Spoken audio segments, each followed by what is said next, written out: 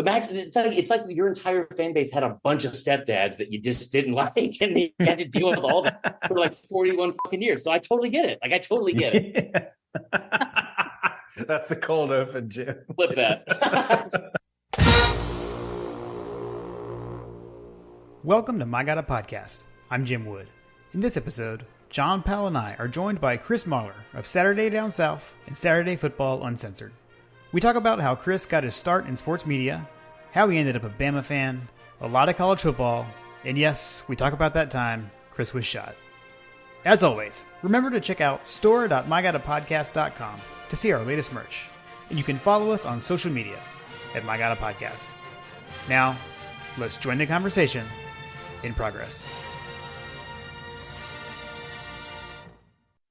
All right, so I think 3 weeks in a row we're actually recording. Hiatus is over. We're going to call this a three-peat. And again, there actually has been a conversation going on.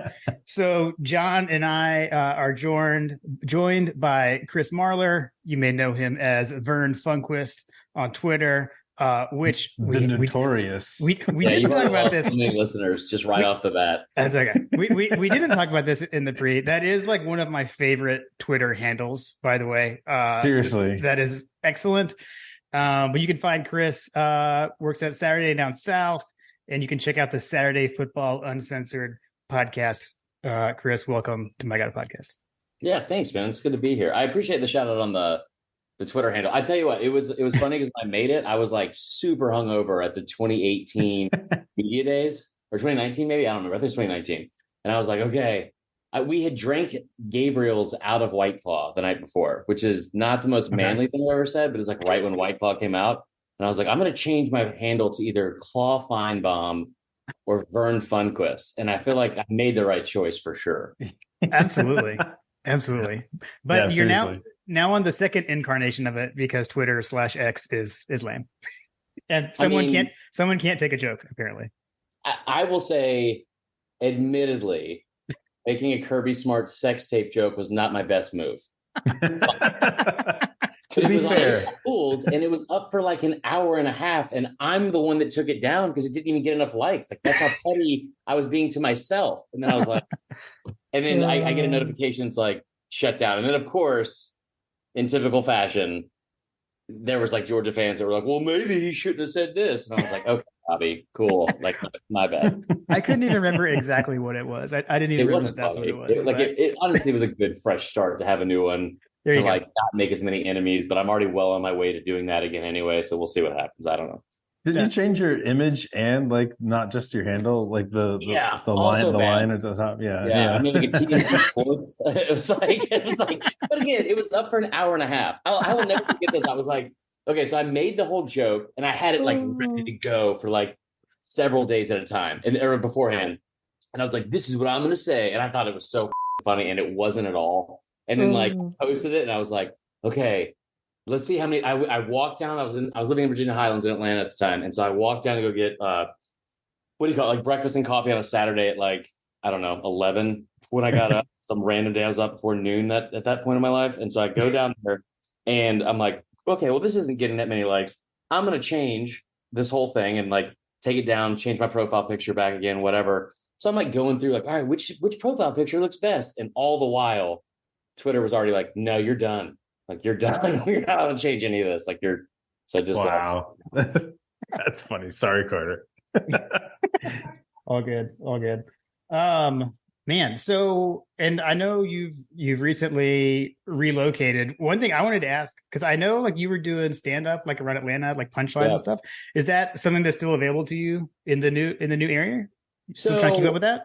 I've been doing it for like 11 years. Like I did it like, especially before I started doing this job. This job is like, I love this job even more than I love doing comedy. Comedy is like one of like my main things for a very long time, but I really enjoy this more. And I kind of get to mix all that together and not take myself too seriously as like somebody that's in media now. But like Columbia, the scene is not nearly as good.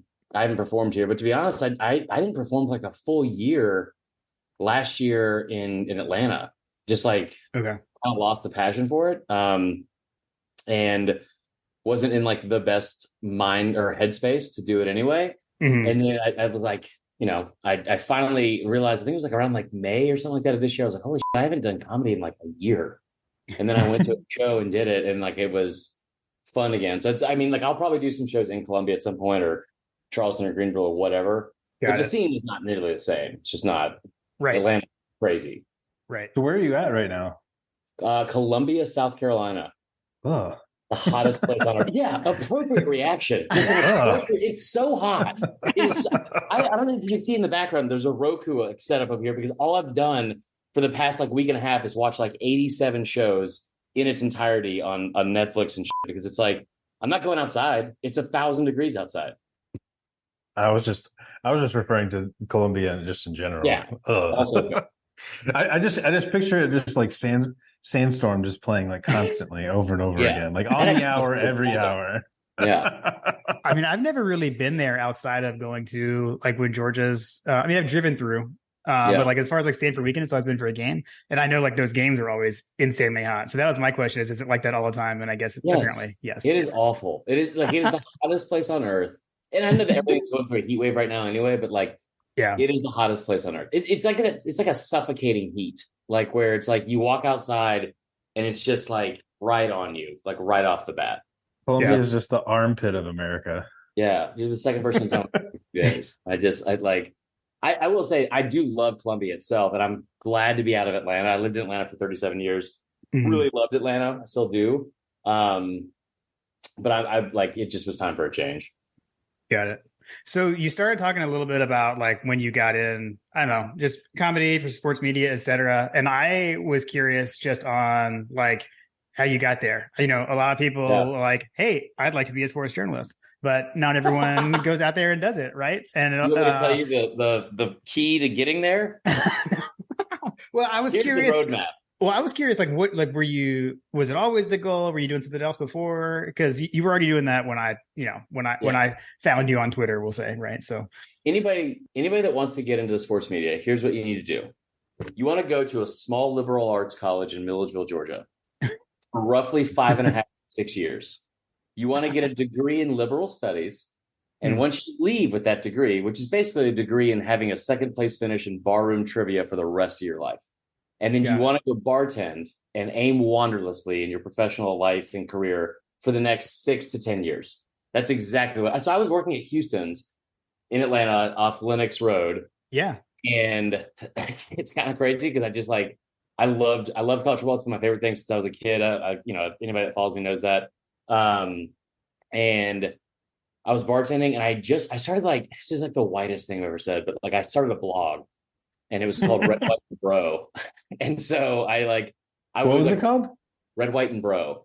White, and Bro. Okay. Yeah, this is like 2015, right? So I would start doing these like weekend articles, and I would write, like, the process of it was ridiculous because I was like 28. Mm-hmm. So we're all going to be very open here. I would get off work on Thursday. I would go get booze. I would take my prescribed Adderall. And I would stay up until 4, just drinking and writing 3,500 words about the games that weekend, and like no editing. Like it was all probably one paragraph. And then but we would call it winning and boozing. And I would like write like the summation of what was going to happen, like prediction, score, and then like we would attach a booze to each game. So like the year that Mizzou beat Georgia, 2013. Yeah. I was like Tito's Bloody Mary, and I don't mean Tito's vodka. I mean Tito's, the homeless guy off Millage Ave, his vodka and a Bloody Mary. And it would be like describing like whatever crazy drink you would have at the tailgate. So I started doing that for a while, and then I was like working bartending one night, and I heard somebody talking about, I think they said like Tuscaloosa or something, or Starkville, and I was like, we talking football over here? And this will shock you, but I hijacked the conversation. And then we hit it off, and it was the owner and president of SDS, Kevin Duffy, and we just kind of hit it off. And I had been doing some stuff on TV. I had been doing comedy. I've been doing all that. I've been writing, and so I sent him like a sample of it, and he was like, "All right, well, maybe if you whittle down the excessive amount of F words you're using for no reason in your writing, we could start to use you." And then I got hired part time 2017, 2018 full time, and I've been doing it ever since. Okay, that's awesome. It's been something. It's been a ride, man. It's been kind of a wild ride. I got very, very lucky, and I'm very fortunate to be here. That's cool. Yeah, I don't know what I was Living the expecting you to dream. say. Yeah, I don't know what I was expecting you to say, but that's not what I was expecting you to say. That's pretty cool. You thought I went about the proper channels to become a professional journalist? 'Cause I know I can do that. I figured you had. Off the beaten path, a different journey. one. Yeah, I figured that. But I don't know. It is amazing. Like you hear a conversation at the bar, and that's the intro. That's pretty incredible. I mean, yeah. Who's your who kind of like inspires you, or like you kind of, like, you know how everybody kind of models their craft off of something, like who's your role model? So at the time when I first started doing it, the only reason I ever picked up a pen, but like, nobody writes with that really necessarily anymore. But like it was every day should be Saturday. I would listen to the podcast and I would read their stuff, and I was like, man, this is exactly what I want to be doing. Like, this is like, it's humorous and it's funny and it's like highbrow and like, it's way smarter than like what I was doing. But it was like, I mean, at the time, especially when I was doing stand-up, my whole thing was like very, very sarcastic, very kind of holy, like, like just a kind of I'll just say like just kind of like a dickhead, sarcastic person. And that was goading Georgia fans. I mean, you do it to yourself, but I am really good at that, I guess. I will say that. It backfired tremendously. Well, Saturday Down South was good at that too. I don't even start. This is like, see, this is what cracks me up about. This is when I know I'm doing a good job with like. I mean, every day should be Saturday. Every time, yeah, that's true because it's Florida guys. But every time somebody says exactly for so and so, I'm like, I mean, think about this. Like, if you guys have been following me for a while, think about the fact that there are real people in this world that think I'm a Georgia fan or a Georgia home, like for real. And if you can't look at the receipts anymore because my old Twitter is gone, thank God. But true. If you just look back, it is hilarious to me that like people actually think that. But no, so it was every day should be Saturday. And then I remember doing like in year 1 or year 2, I was having a really difficult time trying to figure out what I wanted to do because, like I said, I love college football. It's been my favorite thing since I was 4 years old. We'll get into why I'm a Bama fan, like I know, like in a minute or whatever. But like I grew up around it. It was like it became like a huge part of my identity, and I love it. And so I nerd out about it, and I love like getting into like stats and history and looking at old games and all this other shit like that. But also like I like being able to joke around about it and not taking it too seriously. I had this very weird try to like balance I was trying to figure out, which was like I want to be taken seriously because I feel like I know what I'm talking about a majority of the time. But I also want to be myself and not take myself too seriously and like make jokes and have it like be like fun and like I don't want to be buttoned up and I don't want to be fucking Darren Rovell or whoever. He doesn't cover SEC football, but you know what I'm trying to say. And so I didn't want to do that. And I remember talking to Chris Doring one offseason. He's like, you just need to figure out what you want to be. Like if you want to be Bear Felica and like come up with all these stats, like do that. But if you want to be like Pat McAfee, like and be fun and like have like your personality shine through it, like then do that. And so what I decided to do was be one of those or both of those, but on a much smaller and less successful way. You know what I mean? Just a much less successful version of both. I mean, they had a little bit of a leg up, right? Yeah. A little bit. I think that's spot on because I feel like that's kind of, you're like the everyday guy, right? Like and that's kind of like, I mean, I think that kind of resonates with Jim and I. Like we kind of go down the rabbit hole with dog stats, and on the stats side of things. And I've learned so much listening to like Graham and Brooks Austin and those guys do X's and O's. And it's like, but that can't be me like 100%. Yeah. Well, and you gotta get loosey-goosey with a lot of different stuff. All three of those guys you mentioned, I genuinely think the world of. And I know that besides Josh, I don't think that Graham or Brooks really think that I think that necessarily because we've gone back and forth on Twitter and like that. But like, I just think the world of all three of them. And I really do respect so much what they did because like, I'll tell you what, anybody that like is able to carve out like a part of this like whole, like, like a piece of the pie for themselves. And all three of those guys have done like a great job doing that. And you look at like what Graham and what Brooks have been able to do and Graham launching his own site and all that kind of shit. Like, I have so much respect for that. But it is difficult to try to figure out like, all right, what is my voice? Like, what do I want to do? Because in the past, I think it's like so much like you want to be like this buttoned up, like this, I want to be in the media. I want to report facts. And then you're like, I don't know. I'm not going to get into politics. It's like that all just went to shit. Like you don't have to report facts at all. You can just say whatever you want. And so like, but I mean, it became a lot of fun. And I will say like, I'm just very fortunate and like very, very grateful that I'm still able to do it because I mean, sports are worse than politics. If you think about it in a lot of ways, like we do politics every 4 years in SEC football. It's like, if you say, I'm a Bama fan. you say like, hey, I'm an Alabama fan. Let me give you my objective, unbiased opinion on what's going to happen today. And people are like, you like, I like this. It was, I will have so much. I still have so many issues with people like that because they will see the Bama thing. Mm-hmm. And let's be honest, like I remember my mom used to say to me, she goes, "You've gotten so much more mature when like Bama loses. You don't we don't lose anymore. Like you know what I mean? For like a long time, we just didn't lose. It's just like you don't know I'm more mature. I'm not having to deal with it as much. I'm still going off the deep end, but I like it's such a thing that means so much to so many people, and it means so much to me because I'm a fan, and so like I love being able to have that part of the voice about it. Yeah, but it is frustrating. It is frustrating dealing with I get frustrated I've been better about Twitter, but it is something on a daily basis. I'm like actively having to remind myself, like, don't fight that person. Yeah, you need to be like Logan. You need to be like Logan. I haven't argued with anybody in 2,000 days. He has that in his Twitter bio. If you look at his bio, he has a count of how many days it's been since he argued with someone. At one point, I was worried. A stranger. That form. At one point, I was but he can argue with you though because you're not a stranger, Chris, because you know Logan Luker, so you don't count. About that part. And we've established that with Logan that we don't count. We actually did establish that with him. There was a point in time though where I was worried that I was the last person he argued with before we knew each other, but he's confirmed that it was not me, so that made me happy too. He's a really good dude. Yeah, no, Logan's awesome. He's been on the pod a few times as well. But I feel like though, like nowadays, like what you're talking about is a concept that like, I mean, it didn't exist like back, like when we were growing up. I mean, I know John and I are a little bit older than you, but like with like the sports reporters on ESPN, mm-hmm. right? And it was very much like, I am neutral. And like, you're not even going to know who I cheer for. Yeah, well, that was the thing, but they would, exactly. I feel like they weren't, but they would try to act like they were. And like, I feel like nowadays people are comfortable in their fandom and can say, yeah, like I cheer for that team, but that doesn't mean that I can't have an opinion. And like, I just feel like it's so much more honest now than it used to be back in the day.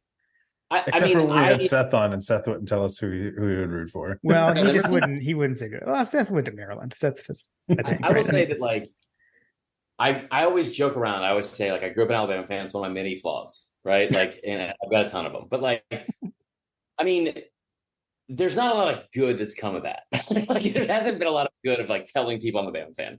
But I will say, I mean, it's the worst. It is a top 3 worst fan base in America for sure, And it's us, Tennessee, and it rotates with y'all in Ohio State, and I will stand by that. And I love you guys, but like, you know what I'm saying.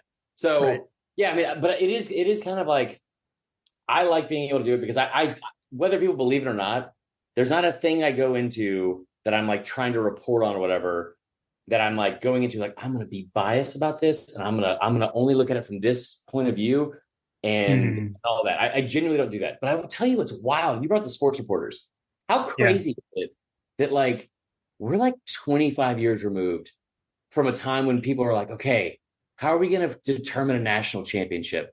What if we get a bunch of dudes from all over the country who have their own agendas and really don't watch all the sports because it's not even all on TV? That like, and let's let them determine who the national championship. That is insane to me. That in the 90s we were just like raw dogging reality of who was actually winning national championships at like a fair clip. It's ridiculous. It is insane. I feel like we've gone too far, but that's probably another podcast. Or we're about to go too far.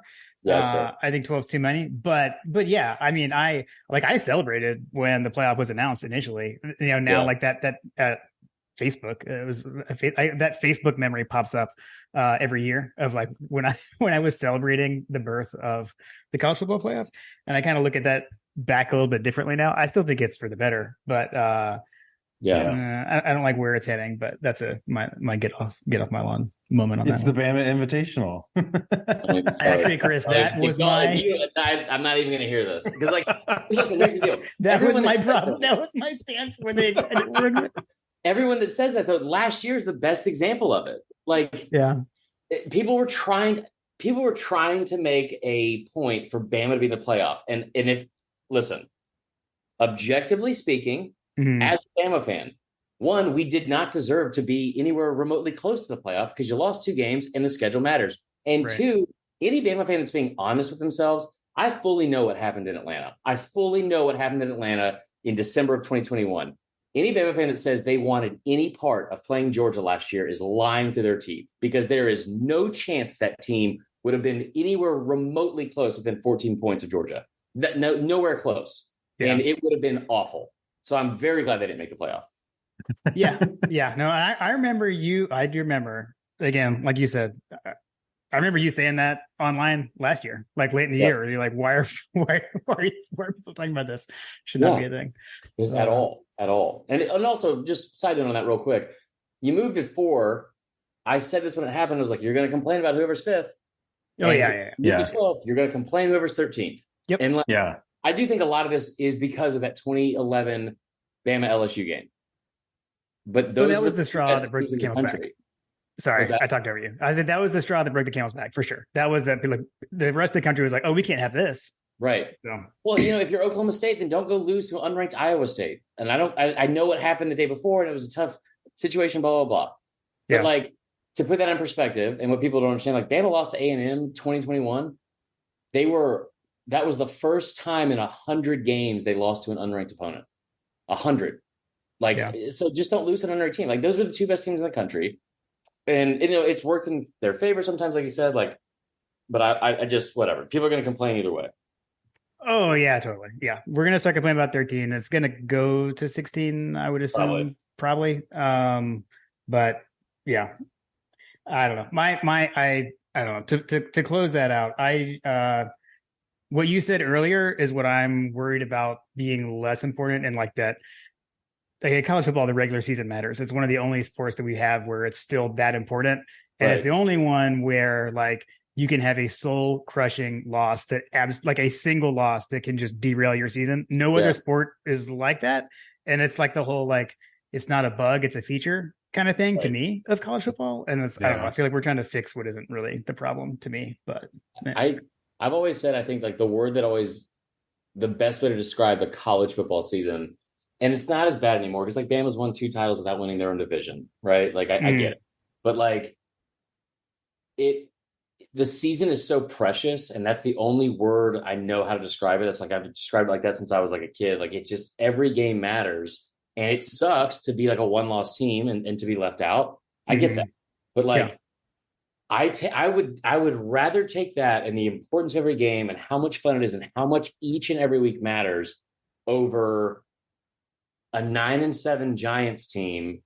Beating the Patriots. I get that that's like a great story, but like I hate that. I just hate it. Like it's like you lost 7 games in the regular season out of 16, and now you're world champions. Like, that's kind of crazy to me. So but it's also in the day and age too, where it's like everything has to be a thing, and I hate it because everything has to be a thing. So like when you talk about the schedule, Georgia's getting beat up for their schedule right now because it's terrible, right? Yeah. But like you talk about SEC schedule, anytime the Big Ten wants to talk about like, well, the SEC only plays 8 games. Why are they playing Mercer in week 13?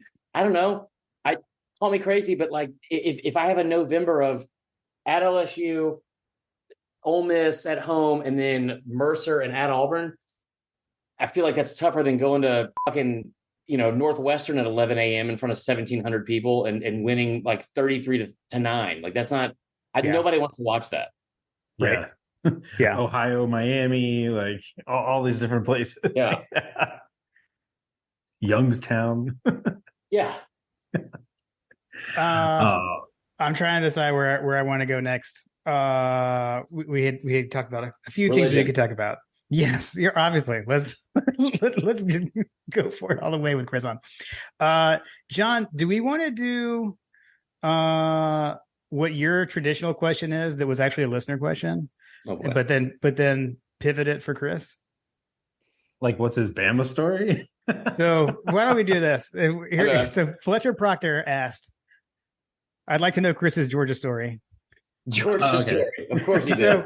So you want to hear my actual Georgia story? Do you want to know why? This is what I want to know, because I have seen the picture that you've tweeted of you like as a kid in a Sanford Stadium. Am I getting that right? Or at least in like a Georgia shirt or something, right?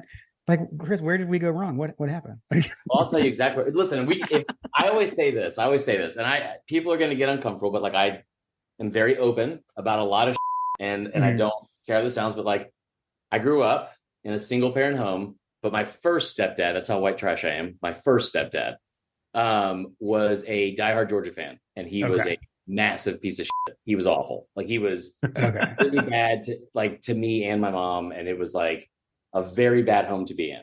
But I grew up in that, and so we would go to these games all the time. And then you had my dad, who was like also not a person I like now, but as a kid I did, and so it was like I looked up to that person. He's a Bama fan. This guy who is really, really bad to me every day, and my mom like every day. Like he's a Georgia guy, so I would wake up on Saturdays with just like somebody pressing like a Georgia decal on my face, and I hated it. Like I hated it because of like, which is like it's not irrational, but it's like also not fair to dislike a program. And I've come a long way from that. But yeah, that's the whole backstory. Is like I grew up going to Georgia games since I was a kid, but not willingly. Like not in a good way. It doesn't give good feelings. That makes sense. Well, I'm sorry to hear that, but that makes perfect sense. Like this is, like I said, open book, and everyone has like their own story. I'm not. It's not something I carry with me now or anything like that. But like the Bama part, that was like the only tie. I think it was like a lot of people that grew up in the South, like, you know, not the majority, but a lot of people, like that was the only tie I had with my dad, because he was a diehard Bama fan, divorced parents, so I would rarely see him. And when I did, it was like, that was our one thing. And so I just poured myself into that whole, like if I had been making the decision in fandom of who I wanted to cheer for as an adult, I mean, I can't say it would be Bama because they were winning a bunch, but I mean, at the same time, like, there's not a lot of positives to be like, I'm a Bama fan, like, off, man. Like, you know, there's not a lot of things. It's like being a Yankees fan. Well, and I hate to say this, but I'm a Red Sox fan because I have family up there, and I've been a Red Sox fan as a kid. So it's like I always say, like, I am like the worst fan and the biggest douchebag when it comes to, but I've been like that since I was a kid. Like I remember being like 6 and like watching the whole 1992 season, and Bama goes to the national championship, and like, you know, it's like what really hooked me. But it was the one thing that I had with my dad. And so I just clung to that. But I sat through all the bad years. Like, let's not kid ourselves. Like I sat through, I was in Tuscaloosa for 2007 years. Dude, I tell you what, I'm not making a joke when I say this. The last time I have cried during a football game was 2003 Georgia-Alabama game. And I was too crying. I thought Brody Croyle was going to like get killed in that game. He was like going to get decapitated. It was, we had to start Spencer Pennington because Brody Croyle was injured. He had a separated shoulder. Spencer Pennington goes in. He gets hit by Thomas Davis, separates his shoulder. They bring in Brody Croyle. Yep. First series, he gets hit by like Greg Blue or maybe Thomas Davis again, separates his other shoulder. And I don't know if anybody remembers this, but this is a true story. The rest of the game, they had to start a true freshman quarterback, Brandon Avalos, and he had to run to the sideline to get the play call between every single play because we didn't have a quarterback that could raise their arms to signal in the play call. It was the worst. It was the worst game I've ever watched. And that was like also, that was like my high school years too, because I went to 2002. I mean, Georgia Bama played some like really good games. Like, the 2002 game was unbelievable. 94. People, I mean, like the area. Zaire. There's some really good games. And I will say that, like, I'm old enough now, and I've been in therapy long enough to where like I can assess, and like there's so many positives that I do have of like my upbringing, my dad, all that kind of shit. So I can like acknowledge the good. And what Kirby's doing now, like, I am a diehard Bama fan. I hope we win every single game. I do not want to live in a world where you guys three-peat. I don't. That's fair. But I respect the shit out of what Kirby's doing. And it's so incredible to watch. Like, it is genuinely so incredible to watch what he's doing at the rate he's doing it and at the level he's doing it. And I think that fans always mix this up. Like, I respect this program so much. And Athens is my favorite city. Anybody that says Sanford Stadium's on a top 5 stadium in all of college football is an idiot. Like, I love going to Athens on Saturdays. Saturday in Athens, put on Baba O'Reilly, let's fucking go. I love it. But like, I will also say, amen. It's so good. But me saying anything negative about the fan base is not saying something negative about Georgia. Like, it's the fans. And I knew this was going to happen when you guys won the Natty. I knew you could be like Sherman all over. We warned everybody too. And you did. We are a product of everyone else's creation. It's like you did this to us. I don't listen, I brought up why I didn't like Georgia. Imagine having to deal with it's like your entire fan base had a bunch of stepdads that you just didn't like, and you had to deal with all that for like 41 fucking years. So I totally get it. I totally get it. That's the cold open, Jim. Flip that. Yes. It's. Let me also forewarn you that if we win 3 in a row, the amount of housery that's going to be so bad. It is like, I remember sitting there. Sorry, Carter. Bowl last year, and I was like, okay. So let me I know this isn't a question, but I'll just take you through my Georgia experience from a year ago. Okay. 2021. I know we said we weren't going to bring it up, but I'll bring it up so it's not a big thing. I went through a very traumatic experience. I was engaged. It broke off. Right. The 2021 SEC championship game to this day is probably the best game I've ever been to, because I needed that emotionally, probably more than anything. And I knew what was coming because I thought Georgia was the best team in the country in July. And that defense is the greatest defense of all time, no matter what anybody says. That team was incredible, just talent everywhere. Yeah. You guys won the Natty, obviously, and it was tough. It was also tough because I had COVID, so I couldn't go. I was supposed to go. I couldn't go. Then I had to isolate myself and quarantine, in the basement, away from everyone. And then I lost my voice. So I sat there like fucking Charlie Chaplin for 3.5 hours watching this game. It was awful. And the Keely Ringo interception, I'll tell you how unhealthy of a person I am. There was no one touching, anywhere close to touching him. He's going in to score, and the Roku or whatever freezes at the 5-yard line. And I was like, are we going to get him? Maybe he dropped it. Yeah. Maybe something stupid happens. And it did. Oh my gosh. But last year, it's it just seemed like you guys from the beginning of the season on, I said in July, I think it was going to be Ohio State and Georgia in the Natty. I thought Ohio State would win. I thought they were going to have the talent to win that, just with everything they had coming back. I remember sitting there in Atlanta, playing with house money. I was like, man, I'm looking like a genius either way, because Georgia will win this game, but also if they don't, I don't give a shit if Ohio State wins. I'm going to look like a genius because they're going to win the national championship. And then you guys came back, and it was awesome. I was there with one of my best friends, Lillian Tysinger, and we had so much fun. And then you remove yourself from a month later, and I was like, God, this sucks. I wish I didn't hear this all. It's so bad. And now you might win 3, and there's nobody in your way to do it. There's nobody in your way to stop you. I don't even know how to respond to that, Chris. I will say though, I remember last year, early in the year, because we had talked to Logan leading into the preseason. I remember Logan was big on last year. You know what? We won our title. I don't know what's going to happen this year, but monkeys off the back, and I don't care. Everything is gravy. I'm going to enjoy the heck out of it. And a lot of us, we all were, drinking the Kool-Aid on Bama. We were all just expecting Bama to just bounce back and, be mad and do Bama things. But I do remember I think I texted John, was is Chris is he messing with Georgia fans? He's right? hedging. He's just really thinks. Exactly. I was I didn't know whether or not to believe you. So I believe you now. I believe you now. But when it happened, I wasn't sure. It was one thing that I knew I was never going to get credit for either way. I said, I remember we sat there on our preseason show last year, and we had a really good run. I'll say we're very lucky. Again, shameless plug, Saturday Football Uncensored podcast. I always say if you hate the bleep button but you love football, you'll love the show. And so whatever, we did our preseason picks, and we went through all of the gambling stuff and whatnot, and we made 21 predictions before the season. We went 18-3. It was insane. We had a very good run. But I said that Bama was not going to win the SEC. They were not going to make the playoff. And I thought Georgia was going to win that game because they're tougher.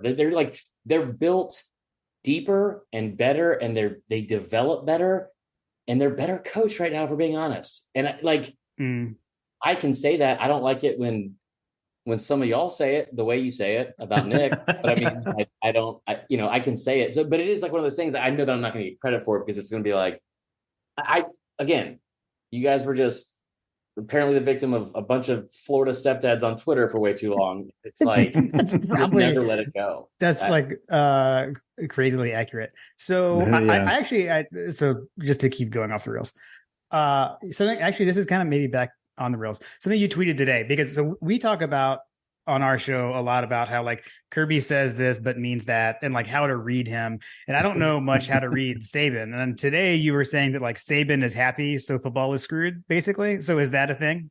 That's been an ongoing thing. Andy Staples said it. That's and here's the thing. Okay. Listen, I just am very excited about this year. That's what I'll say. The schedule's tough. But I remember going into last year and I was like, I kept saying over and over again that Texas game was going to be a one-score game. And I remember saying over and over, it's going to be a one-score game, and there's no good that's going to come out of it. Because if they destroy Texas, they should have destroyed Texas, because Texas sucks. If they barely beat them, oh my God, you barely beat Texas. On the road, Georgia hasn't been to Texas since the Civil War or the Alamo. I don't even know. We're never going to go to Texas A&M. No, you're not. They made a deal with the devil. He's like, they're not going to College Station. I don't trust Kirby around all those jars and boys doing all the finger guns and all whatever. I don't know. But like the whole thing is like, I just knew that was gonna be a tough game. And then you talk about like they got Arkansas on the road, who was ranked. You got Ole Miss, who was like 7-1, ranked 11th in the country at the time. You get LSU, which is Death Valley. You guys, as you know, like they played a bunch of road games against very good opponents. Tennessee was a top 10 team. They won 11 games. LSU went 10-4, and like they lost those two games by 4 total points.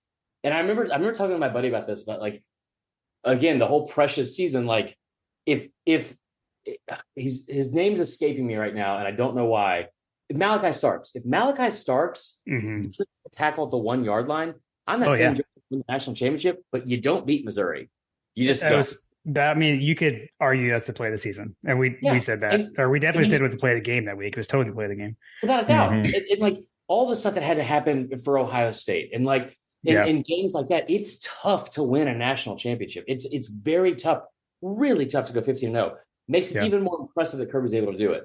But if you think I'm going to sit here and like use that argument, and then look at Nick Saban, who hasn't gone 3 years without winning a national championship since he's been at Alabama. And you want to use the argument that, well, they lost 2 games last year, both on the road in 2 of the toughest environments in college football against top 15 teams by 4 points, both in the last play of the game. But they also almost lost a bunch of these games. Okay. So now like there's not another team in the country that argument is used more for than Alabama. And I you can say like I'm being biased or a homer or a fan, whatever. But I get why everyone hates Bama, because they've skull dragged 94% of the country for the last decade and a half. And I would hate them too. Like you said, the Yankees earlier. I hate the Yankees. They're awful. They're awful people. Imagine rooting for a team where like the Braves now. Pride in the entire state is like space camp up in Huntsville, which is about as close to Tennessee and out of the state as you can get. Like the only other thing they're scoring off the charts in is like diabetes and poor education. That's it. And they got a really good football team. So I get why you hate Alabama. Yeah. But like Saban coming back with all that talent and like angry. And I like people want to hate on Tommy Rees and all that kind of shit. Yeah. Because I saw it yesterday. Tommy Rees only scored 21. They only scored 21 points against Marshall. Well, you know that like at the end of the year, and they won 6 of their last 7 games, and they put up like 38.9 points per game in those, and they beat three ranked opponents in those last 6 games. They beat like number 4 Clemson like a drum, like, and beat 2 of the ranked teams. Beat South Carolina, like put up 40 points in half those games. Like, just something tells me that Saban knows what he's doing more than Bobby Wilson. So what's your outlook on the season for Bama? And they're going to lose to Texas. You think they're going to lose to Texas? I don't think they have the quarterback situation figured out before Texas. And it's going to be tough to go the rest of that Quinn game. Ewers doesn't get hurt in the game, do you think that You can't bring that up. Well, you can't. Don't even start to do this with me. I am not the one. That's off the table. So was Mechie and Williams. We can't talk about it either. Listen. If Quinn Ewers had played Alabama with full health and beaten them by 17 points a month prior, I would definitely understand the argument, and that's all. Okay, that's no. I think that I'm a huge fan of Sark. I know Graham, one of my good buddies, and you guys referenced him earlier, how great he is and all that kind of stuff. Like, he's not, and he's like underperformed, I guess you want to say, like at USC or Washington or whatever. But when Sark has dudes on offense, like he will scheme up better than anyone else in the country. Him, Kiffin, Ryan Day, best 3 offensive play callers in the country, hands down. You guys saw it last year with Ryan Day, and he has dudes, right? He can develop the court position. Sark with Quinn Ewers in year 2 of that system, who's the highest ranked quarterback recruit ever from 247 Sports, with Xavier Worthy, with AD Mitchell, nobody knows this kid's name because of Brock Bowers, but with Jatavian, I think it's Sanders, like the tight end who's the next one on the NFL draft board, like for tight end position. And then you have Whittingham in the slot, who's also a former 5-star. You're deeper on the offensive line. They've got dudes everywhere. They returned all 5 offensive linemen, and they've got dudes everywhere. I think Texas is going to be really good. I don't think they have the quarterback situation figured out by then, but I do think the rest of the season, you get Tennessee at home, you get LSU at home, and you get those in revenge games. I'm not going to try to talk sense into Tennessee fans because I'm not going to talk sense into a fucking brick wall. It's a waste of time. But like LSU fans, I get the excitement because you hate Saban just as much as, even more probably than Georgia fans do. Mm-hmm. right? Beating Bama twice in the last 11 years by a combined 6 points. And one of those games was with one of the greatest teams of all time. Yeah. So I'm not first. So I think they go 11-1. I think they get to Atlanta. Get to Atlanta. Okay. Versus who? Probably Kentucky or Florida. Yeah, you idiot. Like, who is coming? I said this before last season. I said Georgia was going to go undefeated, and there was no one that was going to be within 10 points of them. Who is it within 10 points of that team this year? No. I think that you're preaching to the choir here, but I just wanted to confirm that you think that we're going to be there as well. Yeah. So I think I posed this question to you on your podcast the other day, but like just for the folks listening, Bama's got 3 losses or whatever. What happened? What do you mean? Oh, if that happens? Yeah. Yeah. Then what has to go wrong? What has to go wrong for Bama to not make it is what I'm saying. You lose it. Stop smiling when you ask it, kid. I'm not smiling. So you lose to Texas, right? And here's the scary part of losing to Texas. That is the earliest loss you will have had in the Nick Saban era. Even in 2007, they didn't lose that early, right? Okay. So then you got to, back against the wall for the rest of the season. And we haven't had to get to this point where you've had a 2-loss SEC champ, but I don't see them losing another game. If they get to Atlanta and they beat, if they get to Atlanta and then they beat an undefeated Georgia, I don't see that happening for one. And then 2, I don't know if they get in the play. There's just so many other things that have to go right for that to happen. If they have 3 losses, here's the nightmare scenario. You get Ole Miss at home early. Like, Kiffin has put up a really good fight in 2 of those 3 games, including the 2020 game, which was the year he shouldn't have, right? Then you get A&M on the road, which I think A&M is going to be really improved. And Petrino gave Saban fits at times when he had some dudes there with Wingo and Mallet and guys like that. You get to October, I don't see them losing to Tennessee. I just don't. But here's the nightmare scenario is if you get to November and you get to the last week of the year and Bama has 3 losses and you got to go to Jordan-Hare. There's a very real chance that Auburn team is coming off 5 straight wins with the way their schedule sets up. Okay. I'm not saying because it's Hugh and because he beat Bama twice, whatever. That's why. But going to Jordan-Hare is a nightmare in general. Yeah. Especially Alabama. And if you get to a place where you have 3 losses and you're already out of contention, which you haven't had to deal with that, since 2007, what is the psyche of the team? What are you playing for? To what? Right. To go to fucking Tampa? Like, no, I'm good. I think that is the scary thing. I think that if they get 3 losses, they're getting 4. I'll say that. Like, Okay. I think if they get 3 losses, they're getting 4 because I don't. They haven't had to have that mindset of like digging themselves out of it. But I will also say, if you're dancing on the grave, dance lightly, man, because they got some talent there, and I think they're going to be a lot better than people think. Yeah, I gave up on dancing on the grave of Nick Saban many years ago, Chris. So Thank you. It means a lot to me, to be honest. You're gonna have to peel that program from his cold dead hands. I mean, so what's crazy? No, he's got 3 years, I think. But like, I think there was somebody said it today that was like, "Oh, well, we're not scared of Saban." Like, first off, yeah, you are. Like, be honest. Like, yeah, like I saw an LSU fan say it. Like, yeah, you are, because he's owned you. He's owned everyone. Like, I mean, like besides Louisiana Monroe, he's owned everyone. Like, I think that if you get to a certain point, like you talk about, like Josh Heupel and Brian Kelly and Kirby Smart aren't scared of him. I don't think Kirby Smart is scared of him, and I don't think Brian Kelly would say that he's scared of him. And I know what happened with Josh Heupel last year. Mm. But those are 3 games. Those are 3 coaches that have a combined 3 wins in however many games against them. Yeah. Yeah. I mean, he is the GOAT. I mean, he's the best coach that we've seen in college football. Do you think that it's like it's some of the luster is starting to fade kind of thing? Yeah. Like where it's like, oh, it's more recent. So is it going to grease the wheels to like, maybe he bought the house in Florida, you know, I don't he's think talking about Italy. He's talking about Italy with Okay, hold on. Here's another favorite thing about Georgia for me. I remember sitting there before I made the horrible joke to Kirby that got fucking. I know he heard me, but I know he heard me. He totally heard you. Unbelievable. Who was sitting next to you that you were making my a joke buddy about? George Somerville from the College Chat podcast. And so that is the guy who's Scottish, and he's on a all England based college football show. They're fantastic. You should give it a listen. They're really great. Nice. I should have thrown him under the bus, but I told him I was throwing him under the bus too. I remember asking the question too, and I was so geared up. I had like been on like the worst travel experience ever to get there, but I was like, I'm asking this question. It's gonna be hilarious. I killed it the year before with my Brian Kelly accent joke and my Sam against the spread comment.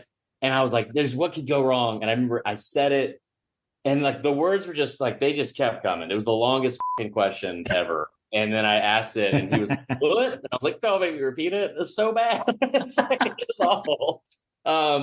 Anyway, like even Kirby said, he was like, we want to go to Italy, but we went to Mississippi for a baseball tournament. Yeah. Like, right. I saw people saying this too, because this is like what Georgia does. Like your fans, you guys are the mountaintop. I don't think your entire fan base knows it yet, but you are the mountaintop. And like Saban goes to Italy. First off, Kristen Saban is one of my absolute best friends in the world. One of the reasons I get so defensive of her dad, because it's like there's nobody that understands what she has had to like I've watched that firsthand of like people saying just horrible stuff about her father because he is good at coaching football. Like, and it makes me upset. And it's probably a little bit irrational when it comes to the territory. And she knows that more than I feel like I even do sometimes. Mm-hmm. But they've been playing that trip to Italy for over a decade, like flat out. He's 71. Let him go to Italy for a week. Yeah. Like, oh, I'm so glad that my coach he's busy recruiting. I'm like, it's June. Like signing days in December, bro. Like, calm down. You really think that Saban's not gonna throw a bag at somebody now that it's legal to do it? Like, what are we talking about? We just didn't realize it was part of the process, Chris. Sorry, we're trying. We got to keep track. Exactly. We got to keep track. So I think that like some of the luster, like the original question you asked is some of like the luster, like the shine starting to wear off. I don't think it is as much as people want it to be and are pretending that it is. I know they had close games. It's weird to me, the whole Bryce Young, like he had a Heisman Trophy winning quarterback. The Heisman Trophy winning quarterbacks don't lose games now. I watched Georgia beat one in the Rose Bowl. I know that.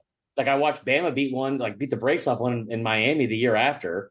Like not all Heisman quarterbacks go undefeated. Like that was a weird. I think that people want this thing to be over, and it's towards the end of it, right? I don't know if he wants another one, but anybody, Mike Bratton, love to death, SEC Mike. He used to work at SES. He's been saying this for like 5 years. Like it's the same thing. Like, they're losing 3 games this year. Like, are they? Like, because you've been like, I've heard it for 5 shows. Like, are they really doing that? Yeah. We saw a Heisman quarterback lose in Indianapolis too. Sorry, I couldn't. You Anyways. just did. Hold on. You also saw him a month prior, and he set an SEC championship game record for yards against the greatest defense in the history of college football. That was one of the most impressive quarterback performances I've ever seen. I'm not going to deny that. It was incredible. All right, I do have to circle back because I feel like Fletcher is listening and is like, why didn't he ask him my breakfast at Tiffany's part of the question? So I love why Fletcher. did Deep Blue Something never have a follow-up hit after breakfast at Tiffany's? Because that song alone was like, first off, the 90s. I feel like the 90s had so many more one-hit wonders. Yeah. I don't know. And they were all kind of the same. It was just all like Gin Blossom's Light was coming out with a new song, and that was it. But it was in like this heyday of time where it's like, hey, we could sell a whole album of shit, but have one good song on Star 94 they'll play in Atlanta on repeat, and that's it. Like, exactly. So I don't know if people something didn't have another one. I'll tell you the worst one is the Rembrandts. I bought that cassette. The Rembrandts, the Friends theme song. The Friends theme song. Like, just to show you right off the bat, when I was 8 years old, that I was never going to make good financial decisions. Like, that song wasn't going to get stuck in my head like immediately and awful. Like that song would be played out. It was on Friends. Besides watching that show, it's probably the widest thing about is buying the Rembrandts tape. Amazing. I like that you keep saying that because Josh and Graham used to say that we were the widest Georgia podcast. And we're like, I mean, maybe, I don't know. Jim and John is pretty good. Probably accurate. There's probably another. Tough but fair. Tough but fair. That's right. So I'm gonna pivot at like 180 because I know Chris is running out of time. But tell us, you've had some interesting run-ins in Atlanta, and I have wanted to hear this story. I have wanted to hear this story since I found out that this happened to you. Yeah, you've been shot before. Yeah. What happened? So we will close with this because it's like a 10-minute story. Okay, so I will preface this with a lot of things, but I'll say that like I always made a joke out of it because like the comedian in me, like I didn't want it to be serious when it happened. It was serious, and I'll explain that part at the end. But 2016, August 6th, 2016. Let me start by saying I was in phenomenal shape. Okay. Phenomenal shape. I was 30 years old. I was in my prime. I was out running. I had a tank top on, and I remember I was in Virginia Highlands because I lived off of Drury Street on the same road. If anybody's familiar with Atlanta, like right next to Ponce, where Diesel bar used to be. So I go out of my neighborhood, take a right, go up the hill, take a right in front of like all the Virginia Highland bars, whatever. And it's like 6:45 p.m. It's broad daylight. August 6th, 6:45 p.m. I take a right onto Ponce, and I'm running, and I'll never forget. I'm sitting there, and I'm like, it's kind of like a downhill at that point. So it's like, this is great. Like I'm hitting stride. I'm peaking right now. This is great. And I remember I was listening to this song from Machine Gun Kelly and Waka Flocka, and the exact moment, I'm not making this, the exact moment, the song, the lyrics where he goes, "I'm so motherfucking violent." And I was like, yeah, that's me. Like, look at me go. And I hear pop, pop. And as soon as I hear it, I'm like, I look to my left and I feel something hit the back of my arm. And I remember the first thought in my head was that I get hit with like a slingshot. I don't know why that was my first thought, but I was like, did I get hit with like a slingshot? And then I was like, internal monologue going. I was like, no, idiot, you're 30 years old. Nobody's hitting you with a slingshot. And I was like, I look like, if you're familiar with where Ponce is, this is across from El Ponce. There's these apartments that have yellow brick, and I'm standing in front of the yellow brick under these trees. And I was like, I wonder if like something fell and hit the back of my arm, and I feel the back of my arm, and there's a hole. And I like look down, and like there's like blood on my arm. And I remember saying out loud to nobody, I go, did I just get shot? And I see this car drive by, and they're like, and within seconds, my entire arm is just covered in blood. And you know when you like cut yourself deep, it's like a dark, some would say crimson blood. My entire arm is covered in blood, and I'm like, I just got shot, I think. And so like I'm like, okay, I'm familiar with the neighborhood. I'm just gonna tell you the full story. There's a urgent care at the bottom of the hill on the corner. I had been there one time when I had stayed out too late and gone home to a place with a person I should not have been with. I convinced myself that I needed to go to the doctor to make sure I didn't catch anything, unlike those Bama receivers in the 2021 national championship. Turns out I actually had high my own stress. And that's all it was. But that was my only time I had ever been to that urgent care. Because nobody goes to urgent care if you get fucking shot. You go to urgent care if you have a cough and you want to miss work the next day. So I'm like, okay, going to urgent care. I know what my medical record is here, and it's not great. And so I'm like, I get down, and you're in this cell, and you have to walk up these stairs into the parking lot. And I'm like, okay, hopefully there's nobody in the parking lot, nobody in the lobby. And I go up the steps, and the parking lot is full. The lobby is fucking packed. And I'm like, so I'm just like bleeding profusely. We're in this tank top, and like I walk in, and it's like, are you in pain? Like, is there? So I'm so confused as to what's happening. Like, I just know there's a hole in my, and I'm like, what is going? Like, I'm in pain, but I'm like, this, like all this, like adrenaline. You've got adrenaline running through you from running, and machine gun belly going through my veins right now. Like, I'm good. And so I walk in, and I'm like, all right, well, maybe like I don't want to cause a scene. And I had like, okay, backstory real quick. My dad, who I'm still estranged from, but he was very dramatic. And I was like, I don't want to like make a big deal out of this. It's not a big deal. I'm sure it's nothing. So I'm going to just make as little like as possible out of this whole situation. I walk in, and there's these two black ladies behind the front counter, and I go, hi, I'm so sorry. I think I got shot. And this one woman just goes, nope, and just spins the chair and like walks off. And I was like, and then like you look over to the left, and there's like everyone's like, is this? And I'm again tank top, pouring sweat, pouring blood. And I'm like, hey, like they rushed me to the back. So I get back there. And I'm sure I didn't get shot. Like, who would have shot me? And so then it becomes like this whole just streaming words vomit coming out of my mouth, and I'm like, I'm just running, and they're like, how did this happen? I was like, I was just running, and like, there's no way. And she's like, I think you got shot. I'm like, who would have shot me? Was it my dad? Was it my first stepdad? Like, what is happening right now? And so I'm like, I'm not really sure. Like, I was like, it probably isn't a bullet. And she's like, no, this has been going around. And I go, what? And like, I was like, she goes, yeah, there was two people jogging that got shot last week. And I was like, in Atlanta? And she was like, no, it was like Detroit and Washington State. And I was like, oh, okay. So like nothing can do with what we're talking about right now. She said, what's going around? Like, it's not the flu. It hasn't been going around. So they're trying to like bandage this thing up. They cannot get the bleeding to stop. And so I'm like, I see the nurse, and like, again, we're at urgent care. We're not at Grady. We're not at like a hospital. So she is just like, she's not trained for this. She's like, oh, stick the tongue out and put a thermometer in here. Like, this is like, what do I do? And so I see this like look in her eyes. I'm trying to calm her down. And I'm like, hey, it's fine. It's not a big deal. She's like, I can't get the bleeding to stop. I can't bleeding to stop. I was like, listen, if I pass, I pass. Like, listen, I'm from Stone Mountain. I'm going to get so much fucking street cred out of this. Like, it's unbelievable. Worst comes to worst, I die. We get some airbrush like t-shirts printed, like RIP Chris, maybe a wristband or a bracelet or something, like a Live Strong thing. We're good. Like, we're good. And she's like, what is wrong with you? Like, what, like, why would you be saying it? They go get another nurse. They come back. They have to rebandage it with pink gauze, by the way. That was a fantastic addition to it. Of course. So they get it, like, finally get the bleeding to stop. And they're like, okay, like, there is a bullet in your arm. Like, you definitely have been shot. And I was like, okay. Like, we need to call an ambulance. And I was like, there's no way I'm paying for an ambulance. Like, cancel that Uber right now. I go, you need to call my girlfriend. And the person I was dating at the time, she's actually famous now.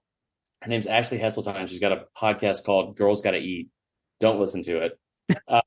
But she's like, it was not a good relationship. And I was like, no. You don't need to call an ambulance. You need to call my girlfriend, because we're just at dinner in like 20 minutes. And this is going to be a whole fucking thing. So like, you need to call her now. They're like, no, like it's fine. So she comes in as the EMTs come in. And they were more concerned with my well-being than she was. I'll just say that. And so they come in, and they're like, you need to go to Grady, or you need to go to AMC. They have trauma units there, and blah, blah. Ashley walks in and just is like, what happened? I was like, I got shot. She's like, with what? And I was like, fucking gun. Like, what are we talking about? They're like, listen, he doesn't want to take the ambulance. You need to take him to AMC or Grady. They have trauma centers. What does Ashley do? Puts me in the car, drives me to Piedmont Hospital where I was born off of Peachtree. Right. We walk in. And Distinctly not Grady. Not Grady. Because so when they told her that, her exact response was, she goes, ew, that's gross. I was like, well, this isn't dinner on Saturday. It's like, Chili's or Applebee's. It's like, we got to but fair. We got to go. Like, what are we doing? And so she takes, we walk in, tell them what happened. The first thing a woman said, she goes, I don't know why they told you to come here. We don't have a trauma unit. And I was like, thank you. So you're like, I know, right? Right. So at this point, it's like 7:30, 7:45. They take me directly to the back. I don't have to be in the waiting room, whatever. Ashley leaves to go to Chick-fil-A across the street. Side note, doesn't bring me anything back, which was a nice touch. And I'm just sitting there, and there's like this, like, whoever the pre-doctor is, like, I don't know what the reference or what the title would be, but it's like a dental hygienist. And I'm not going to give her any more credit than that, because that's basically what she was. She was like, listen, it's not a bullet. I don't know who told you it was a bullet. Like, it's not a big deal. And in my head, like, I'm bartending at Houston's. I have great health insurance, but I also, like, am not getting paid on a salary. I'm getting paid when I show up to work. So, like, I can't be missing a bunch of work and then just things will be fine. So my main question was like, how much work am I going to miss? What is happening? Blah, blah, blah. She's telling me, she goes, it's not a bullet. Like, the bullet hole is not that deep. And I guarantee it was like a BB gun and blah, blah, blah. And I was like, yeah, exactly. And in my head, like, that's all I want to believe. I don't want it to be like a serious thing. And then I was like, so she leaves, the doctor comes in with the x-rays, and she's like, did she just tell you it was a BB gun? And I was like, yeah, it's probably a BB gun. She goes, you think there's any kids playing with BB guns off of fucking Ponce in Atlanta? And I was like, no, insight, that's a good point. My bad. And she was like, no, it's a bullet. You have a 22 bullet in your arm. It's this close to the bone. Here's the x-rays. And it's like a little ball. It's just sitting in there. And I go, okay, well, what do I do? And she goes, well, it's in there. Like, so when a bullet goes in, it goes in hot. And at the time I had muscle. So it goes into muscle and it cauterizes around it. Because it's like, it like immediately is like kind of like engulfed. She goes, so we can cut into the muscle and pull it out. But I was like, all right, well, how much work am I going to miss? She's like, probably 3 weeks minimum. We have to cut into, it's a surgery. And I was like, can I just leave it in there? And she's like, you can leave it in there. I was like, I'm not going to have any issues. And she's like, no, you won't have any issues. Like, it's a bullet wound, but it did not hit your bone, blah, blah, blah. You will be fine. I was like, I'm not going to be setting off metal detectors. You are good. I was like, okay. She goes, you can also meet with like a plastic surgeon or whatever it would be to have like a procedure later if you want. I was like, yeah, I'll just do that. I'll do that. Knowing full well I wasn't going to do it. Right. So then the best part of the whole thing, I had a comedy show that night at Limerick Junction in Virginia Highlands, right? So the show starts at like 9 or 9:30. It is like 8:45, whatever. You're supposed to be there early. And I'm like, I remember I'm late, obviously, because I had been shot. I've got this entire gauze like wrapped around my whole arm. So I show up to the show and I'm like, I go up to the host. I'm like, hey, and he goes, I don't even want to hear it. He's like, I told you to be here at this time, blah, blah, blah. You're always late.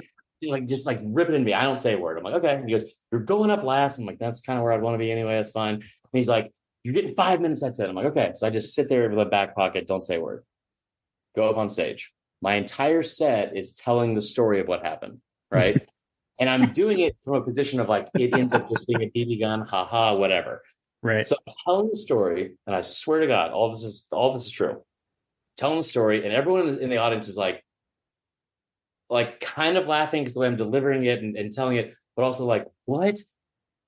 And it, like, I'm almost to the punchline, and this like very effeminate voice, this gay guy in the back, he goes, "Oh my fucking God!" And I was like, "What?" Dude rushes up to the stage, holds out his phone. He goes, "Is this you? Is this you?" He said multiple pictures in a Facebook status. He's like, "I'm at urgent care, and some dude just came in and said he got shot in a tank top," and it's like just me, like. Oh, I was like, "Yeah, that's me," and everyone's like, "What the?" Like, probably the best that I ever did in Limerick, at least. Amazing. So yeah, that's what happened. I got shot. That's how the whole thing happened. I will say that as much of a joke as I made out of it, I went to work. I took a day off and I went back to work like Thursday and told the story, like trying to get some extra tips, like, "Oh yeah, Sean," and I'm telling it's like telling everyone. I remember finally saying it to this. We had cops that would walk us to our to our cars at the end of the night, and he was like, "Hey man, you like know this isn't funny." And I was like, "Nah, it's kind of fun. Like it's like, it's whatever." And he's like, "No, it's not funny because whoever shot you wasn't aiming at your arm." And I was like, "What do you mean?" And he's like, "You're running like this, and you got shot like the bullet came in like this way." And he's like, "Whoever shot you wasn't aiming at the back of your right arm. It's like if it hit, like it was this close to the bone, which would have shattered the bone. He's like, if it was an inch lower, it would have like shattered your elbow. If it's over to the left a little bit, maybe it hit you like in the spine, here in the eye, like all this stuff." And I was like, "Oh, like this is not fun." And then I find out like from the cops, like of course they never found out who did it, and all they said was like it's like a random act of violence that it's like they have an uptick of in the beginning of the school year because of like gang initiation or whatever, and that was it. So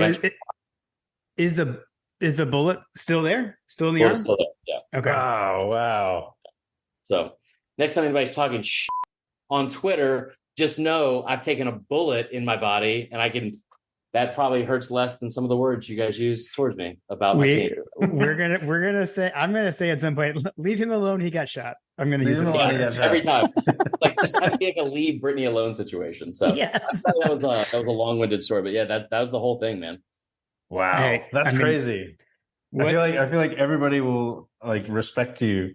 I doubt it. Just a little bit. Just a little bit more. And then I'll say something like, "I don't think Carson Beck's going to complete 67% of his passes." And be like, "That guy, I'll shoot." I'll tell you what's funny. I did an Auburn show a while back, and somebody brought up, it was like Auburn After Dark or something.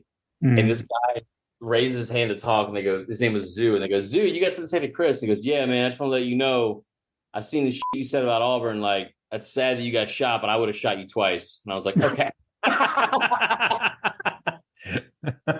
So there you go. That's awesome. Yeah. Oh man. Chris, good stuff, man. Well, yeah, man, I enjoyed it. I appreciate it. I know you got to get going. I know you're a busy man as the season rapidly approaches. John and I had talked about, wanting to have you on. I'm glad we finally reached out. Yeah. I know I had asked right after we didn't talk about this, but I had mentioned, I think on the podcast before, right after we had a walk in the rain in LA, I said, "Hey, you want to come on the podcast sometime?" And you said you would, and you followed through. So much appreciated. That was such a fun. That was a fun trip. It was a good time. So, it was a good time. Anyway, yeah, man, anytime. I appreciate it, and I would love to do it again. This was great. We can talk about. I don't know. I mean, like maybe we'll set an over under for how many days that, as you said, I'm sure people will respect you now. We'll see how long that lasts. Maybe we can get when Georgia and Alabama meet, SEC championship preview. I just like everyone will be really happy with Chris at that point. Yeah, like even if I say that you guys beat us, like I don't. I mean. Anyway, that's I don't. We haven't had a good know your enemy episode with an actual enemy. That's true. Yeah, it's been a while since we've done that. And also, let's not forget either. Like I kind of want to do this. And I know I don't want to be like overvaluing myself, but my favorite thing from the Georgia fan base was that Tennessee game a year ago, and the video that kind of went viral with like your fans and like on Twitter of like what I said was going to happen with the Georgia Tennessee game, because I've never been more accurate about anything in my life. Yeah. And it was awesome. I got to go to it. I will say this, just the way Tennessee fans on how awful they were. I have never been that pumped for a win, including Bama, maybe in the last 5 years in the 2021 SEC championship. So I was thinking about this. I was talking to Dog Sides about this. Like, I kind of want to do that again and like pick a game where you guys want some motivation. It's not going to be against Alabama. And then we'll get like a GoFundMe to bring me on. We'll donate to charity or whatever. Or I'll just be angry and say a bunch of F words about Tennessee again. I don't know. But I do enjoy that part of it. Awesome. Yeah, I know that was Coach Trill wanted us to ask you about that. So apologies to Coach Trill and a few of those we didn't get to questions. But we'll have Chris back. And we can work the answers through back channels. So love it. All right, man. I know you got to run. Thanks for coming on the pod. Saturday Down South, Saturday Football Uncensored, Vern Funquist on Twitter. Chris, thanks again for coming on My God Podcast. Appreciate it. Thanks, guys. Y'all have a great night. All right. Go Dogs. Go Dogs.